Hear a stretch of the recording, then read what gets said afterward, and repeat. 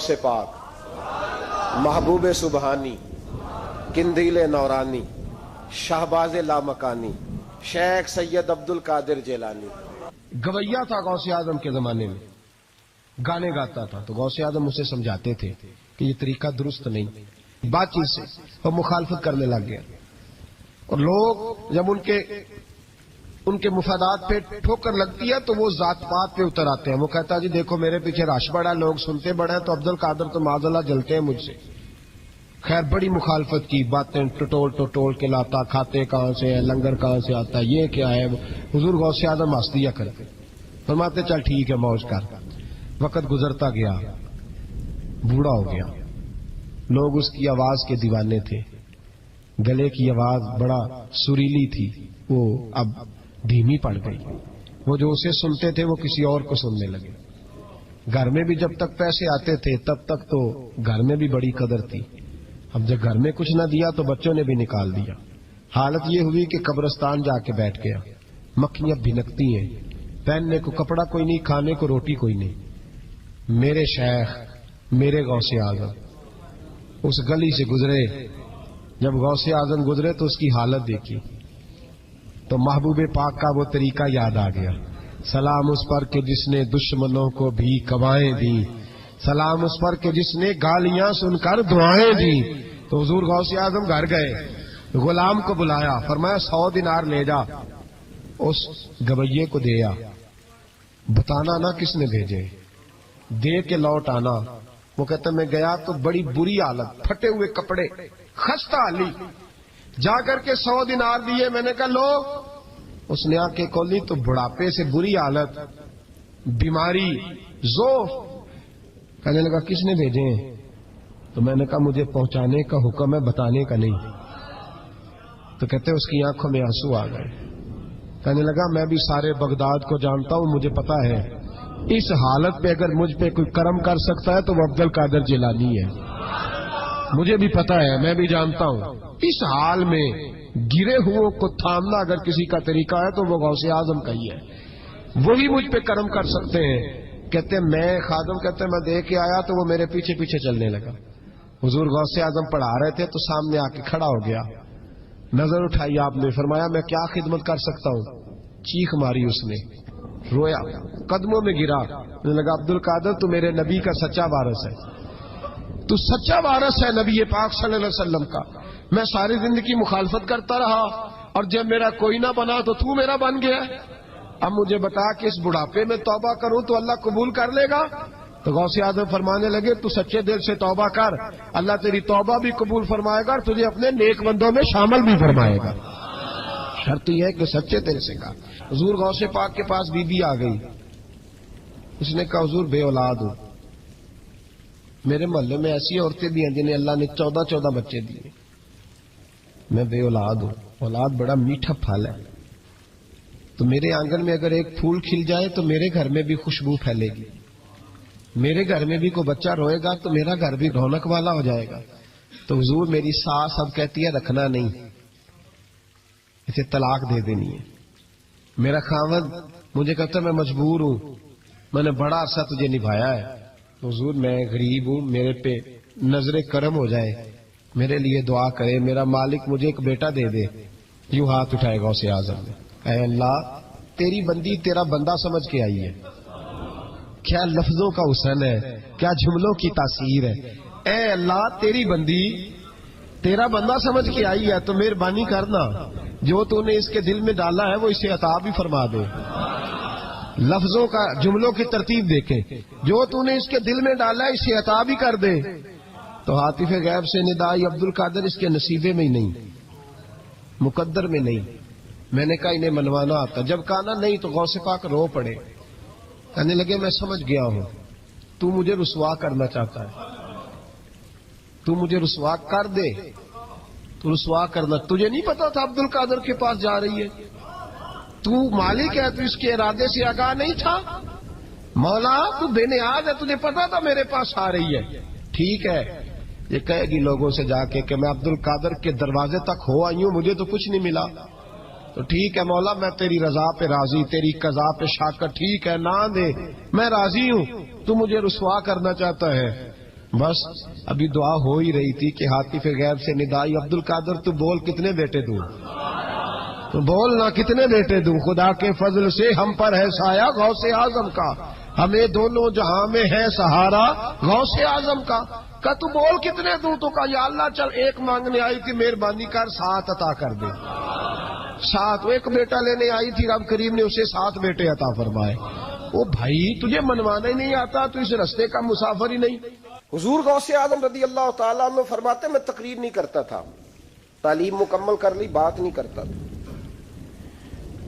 میں کہتا تھا میں کیسے لوگوں کے سامنے واز کروں؟ کہتے مجھے خواب میں مصطفیٰ کریم کا دیدار نصیب ہوا۔ محبوب نے فرمایا عبد القادر بات کیوں نہیں کرتے؟ میں نے کہا حضور یہ عربی لوگ ہیں، فصیح و بلیغ ہے، ہر آدمی بات سمجھتا ہے، تو میں کس طرح اتنے مجمع میں بولوں گا؟ بڑا مشکل کام ہے، ہر آدمی کی ذہنی سطح کے مطابق کیسے بات کروں گا؟ کہتے ہیں مصطفیٰ کریم نے فرمایا منہ تو کھولو ذرا۔ کہتے ہیں میں نے منہ کھولا تو حضور نے 7 دفعہ لعاب دہن میرے منہ میں ڈال دیا۔ فرمایا اب تو بولتے جانا اور میری برکتیں تیری مدد کرتی جائیں گی۔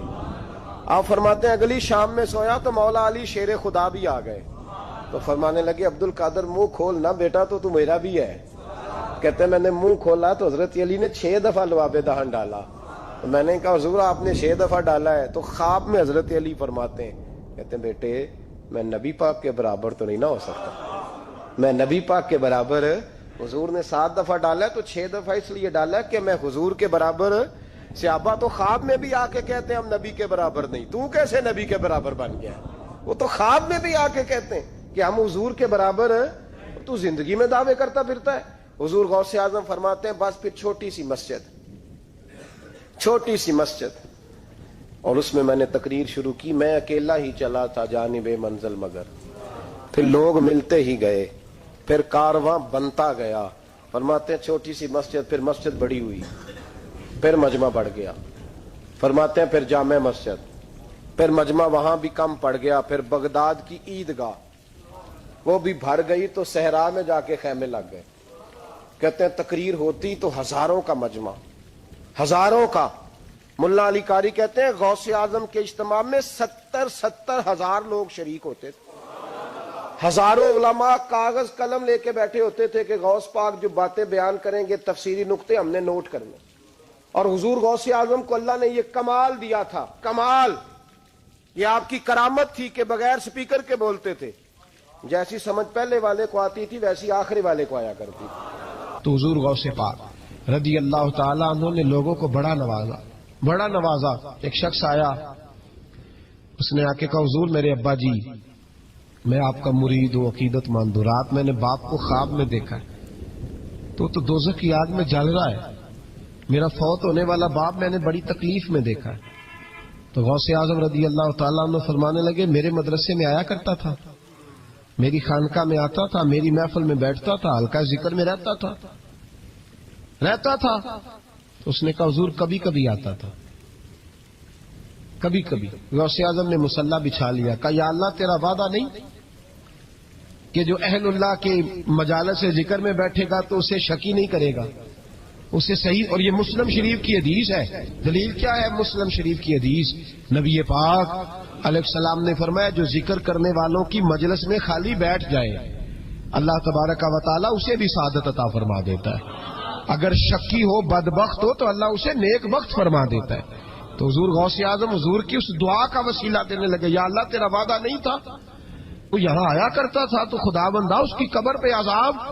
وہ شخص کہتا ہے میں گھر میں جا کے سویا، دوبارہ میرے ابا جی ملے تو مجھے کہنے لگے بیٹا عبد القادر کے پاس جاتے رہنا، عبد القادر کے پاس جاتے رہنا، جو ان کی مجالس میں جاتا ہے اللہ اس سے بڑا ہی راضی ہوتا ہے، وہاں جاتے رہنا۔ تو بھائی ان لوگوں کو رب کریم کا منانا آتا تھا۔ غوث اعظم مزدوروں کی طرح دین کا کام کرتے تھے۔ میں نے بڑا سوچ سمجھ کے فکرہ کہا، مزدوروں کی طرح۔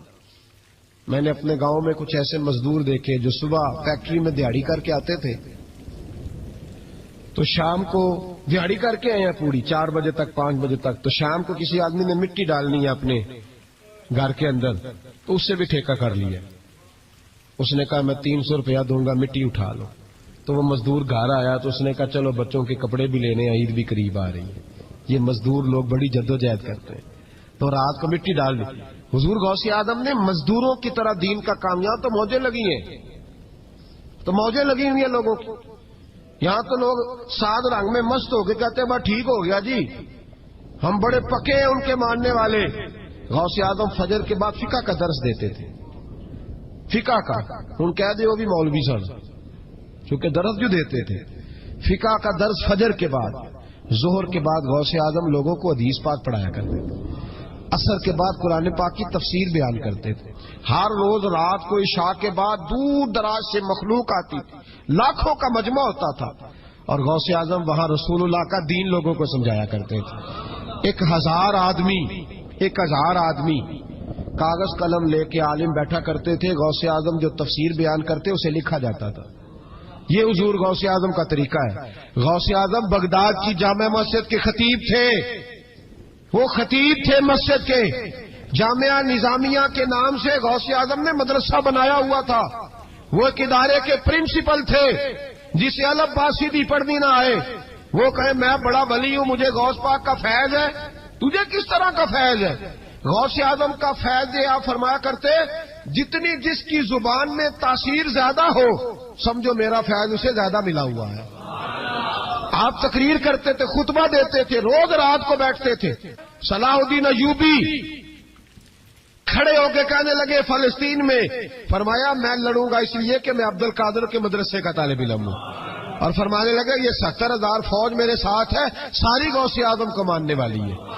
انقلاب غوث کے ماننے والے لائیں گے. یہ لوگ انقلاب برپا کریں گے جن کے دلوں میں بغض رہتا ہے اللہ کے ولیوں کا. اور ہر رسالے میں کبھی یہ کون سا جہاد ہے، کبھی بابا فرید کے خلاف لکھتے ہیں، کبھی غوث اعظم کے خلاف لکھتے ہیں. شرم نہیں آتی؟ کھالوں سے تم نے پجارو خریدی ہوئی ہے، کھالیں کٹھی کر کے تم نے کلاشنکوف لی ہوئی ہیں، مکانوں میں رہتے ہو، اور قوم ہے کہ وہ دیکھتی نہیں. اور بھائی دنیا میں رہنا ہے تو کچھ پہچان پیدا کر. لباس خضر میں یہاں سینکڑوں رہزن بھی پھرتے ہیں.